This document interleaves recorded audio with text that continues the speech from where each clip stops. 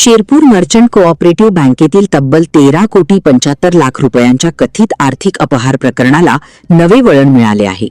आर्थिक गुन्हे शाखेच्या तपासात बँकेच्या संचालक मंडळाच्या भूमिकेबाबत महत्त्वाचे पुरावे समोर आल्यानंतर तत्कालीन 14 संचालकांची वाढीव संशयित आरोपी म्हणून नोंद करण्यात आली असून त्यापैकी संचालक किरण यशवंत दलाल यांना मंगळवारी 16 जून सायंकाळी राहत्या घरातून ताब्यात घेऊन अटक करण्यात आली. या प्रकरणात यापूर्वी संचालक मंडळ वगळता 49 जणांविरुद्ध गुन्हा दाखल करण्यात आला होता. मात्र तपासादरम्यान संचालक मंडळाच्या सहभागाबाबत पुरावे हाती लागल्यानंतर गुन्ह्याच्या व्याप्तीत 14 संचालकांचाही समावेश करण्यात आला आहे. तपासानुसार बँकेच्या कारभारात नियमांना बगल देत विनातारण लाखो रुपयांची कर्जे मंजूर करण्यात आली. त्यामुळे बँकेला मोठ्या प्रमाणावर आर्थिक फटका बसल्याचा अहवाल समोर आल्यानंतर जिल्हा उपनिबंधकांनी 14 जानेवारी 2025 रोजी बँकेचे अध्यक्ष प्रसन्न जैन यांच्यासह संचालक मंडळाविरुद्ध कायदेशीर कारवाईचे आदेश दिले होते. त्यानंतर संचालक मंडळाने या कारवाईला स्थगिती मिळवली होती.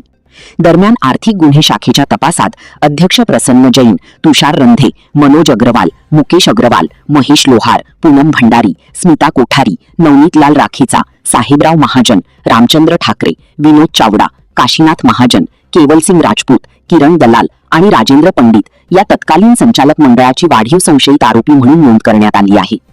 तपास यंत्रणेच्या माहितीनुसार आरोपींनी संगनमताने बँकेचे, सभासदांचे आणि ठेवीदारांचे हित धोक्यात आणत बनावट कागदपत्रांच्या आधारे कर्जवाटप प्रक्रियेत नियम व कायद्यांचे उल्लंघन केले. तसेच कर्जदारांशी संगनमत करून बँकेचा 13 कोटी 75 लाख 86,253 रुपयांचा कथित आर्थिक अपहार केल्याचा आरोप आहे.